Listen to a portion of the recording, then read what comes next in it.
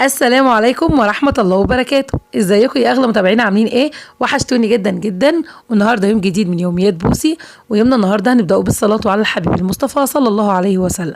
ان شاء الله النهارده هنعمل مع بعض السمسمية بطريقة سهلة وبسيطة جدا جدا، ومقادير بسيطة جدا جدا. عملت معاكم السنة اللي فاتت السمسمية والحمصية والفولية في فيديو واحد. في بنات كتير قالت لي احنا عايزين كل فيديو يكون منفصل لوحده، عشان في حاجات احنا بنحبها وحاجات ما بنحبهاش. عملت السنة دي ان شاء الله كل حاجة في فيديو منفصل لوحده.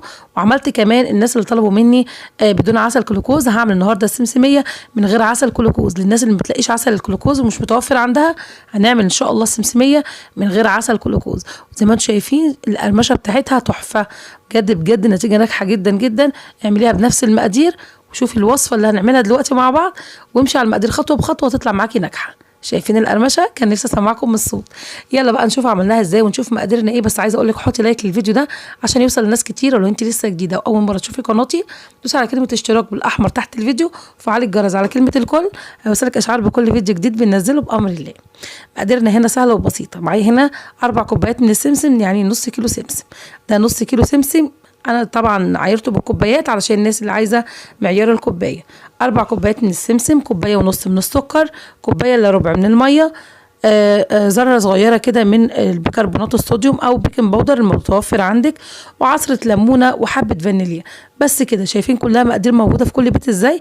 يعني ولا عسل كلوكوز ولا اي حاجه هتغلبك ان شاء الله. هتدخل في الوصفه على طول ومش طول عليكم. انا هحط السمسم هنا علشان اسخنه، زي ما انتم عارفين طبعا من السنه اللي فاتت، وقايله لكم خطوه مهمه جدا جدا. اي مكسرات هنعملها لازم تكون سخنه، والعسل لازم يكون سخن. فانا هحطها على النار ادفيها. بس الاول هحط معاكم العسل بتاعنا عشان نعمله على النار. هحط هنا كوبايه الا ربع من الميه، عليهم كوبايه ونص من السكر. وده نص كيلو سمسم عامل معايا 4 كوبايات. يبقى نص كيلو سمسم عليه كوبايه ونص من السكر وكوبايه الا ربع من الميه. تمام. هرفعهم بقى على النار. حطيت السكر والميه على النار في قلب الحله، وهرفعهم كده على النار وهسيبهم لما يغلوا. مش هحط فيهم معلقه ولا هقلبهم ولا اي حاجه. وحطيت الصينيه على النار التانية، على النار التانية كده عشان اسخن السمسم بتاعنا. ممكن نفتح الفرن ونحط فيه الصينيه دي ونسخن السمسم بتاعنا في الفرن. لكن انا بما اني واقفه بقى على البوتاجاز، فانا هقلبه كده تقلبتين وهدفيه على البوتاجاز بتاعنا. طبعا السمسم محمص، انا مش هحمصه، انا هسخنه فقط. تبقى ايدي فيه طبعا علشان خاطر ما يتحرقش مننا. بين الوقت والتاني كده، في اي وقت بتعملي فيه حلاوه المولد، لازم تجيبي كده فرشه مبلوله ميه وتنضفي حروف الحله دايما من اي سكر زياده بيجي في حروف الحله، علشان العسل بتاعنا ما يسكرش معانا. هنعملها النهارده من غير عسل كلوكوز ومن غير عسل نحل ومن غير اي حاجه. هقول لكم طبعا التكلفه في الاخر، واقول لكم كمان طريقه الحفظ في اخر الفيديو. تابعوا الفيديو للاخر. انا هنا بعد ما غلت معايا العسل والسكر، حطيت معايا عصره ليمونه. ليمونه متوسطه مش ليمونه كبيره، حطيت هنا ليمونه متوسطه. خدت العصير الليمون بتاعها وحطيته على العسل بتاعنا، وهسيبه بقى لما يتقل خالص، وهوريكي اللي احنا عايزينه، القوام اللي احنا عايزينه بتاع العسل. انا عايزه هنا العسل بتاعنا يعمل كوره صلبه اللي هي بتتكسر، مش عايزينه طري ولا مرن معانا، عايزينها طبعا كرة صلبة اللي هي بتتكسر معانا. يبقى كده النتيجة مضمونة. الصينية دي اللي طبعا اللي انا هفرد فيها السمسمية بتاعتنا، بدف فيها برضو على النار، وبحط فيها حبة زيت وبدهنها بالزيت علشان ما تلزقش معانا في الصينية او القالب اللي احنا هنحط فيه. ليه انا بدفيها على النار؟ علشان طبعا لو الصينيه ساقعه وحطيتي عليها السمسميه على طول مش هتلحقي تفرديها، وهتلاقي السمسميه بتاعتك كلها بقت كتله واحده، وكمان هتدي رطوبه للسمسميه بتاعتنا وممكن تطريها. انا هنا دفيت الصينيه، وهنا بقى هختبر العسل بتاعنا ونشوف كده قوامه بقى تمام ولا لا. طبعا انا عارفه القوام المطلوب، بس انا عايزه اوريكم للناس اللي ما تعرفش القوام المطلوب ايه، هوريه لكم. اول ما تعمل الرغاوي كلها في قلب بعضها كده، جبت حبه ميه ساقعه من التلاجة وحطيت فيها نقطه من العسل بتاعنا علشان اشوف القوام بتاعنا، هشوفها هتجمد في قلب الميه بتاعتنا ولا لا. طبعا انا شايفاها كده لسه طريه. هحط حبه فانيليا وهسيبها كمان حوالي 3 4 دقايق، لان هي لسه طريه، بس هي كده خلاص قربت. هقلبها كده تقليبه. لو انت عايزه تحطي ماء ورد بدل الفانيليا، حطي ماء ورد اللي يريحك.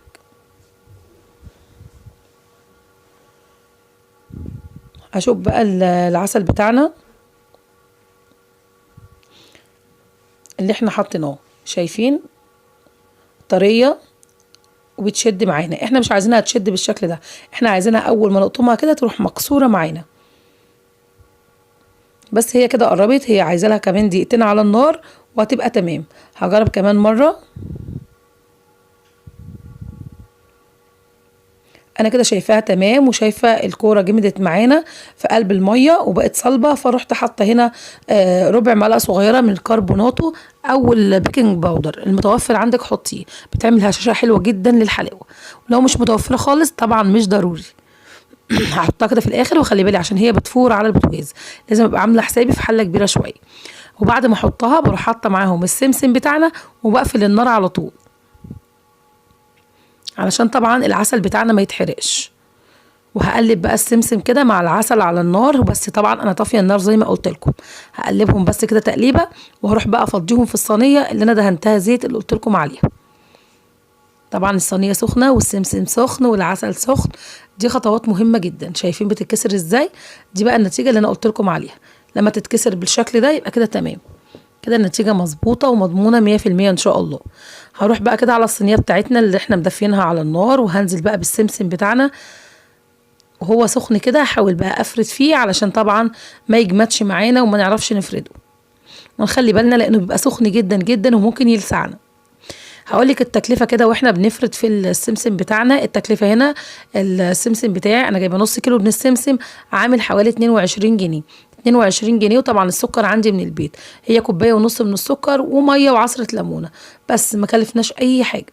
فانت طبعا لو انت هتشتري السكر، فالسكر ممكن لو هيكلفك حتى 4 جنيه او 5 جنيه، هو مش هيكلفك حتى نص كيلو سكر لانه هيبقى اقل من نص كيلو. فقولي التكلفة كلها مش هتعمل معاكي 25 جنيه. وهنعمل صينية سمسمية كبيرة بالشكل اللي انتوا شايفينه ده، كانت عاملة معايا حوالي كيلو ونص. الحجم بتاعها بعد ما خلصتها وقطعتها كانت عاملة معايا حوالي كيلو ونص. شايفين رخيصة جدا ازاي؟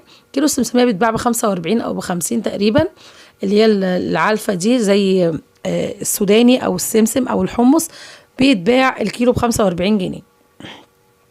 فاحنا عملنا تكلفة كيلو ونص ما كملناش 25 جنيه، وحاجه نظيفه ومضمونه وعاملينها في البيت.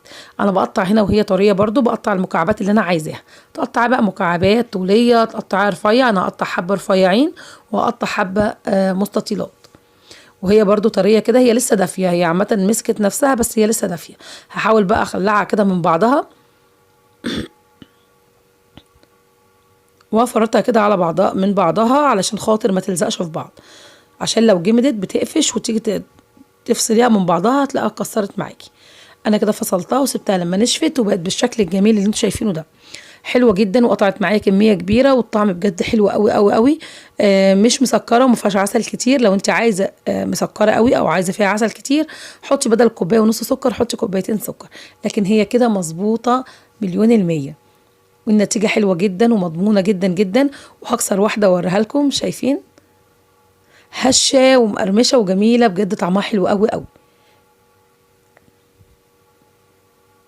شايفين شكلها تحفه ازاي، وعملت معانا كميه كبيره ازاي. انا هنا مقطعه حبه رفيع وحبه عريض، قطعي بقى الحجم اللي انت عايزاه طبعا على حسب ما اولادك بيحبوا.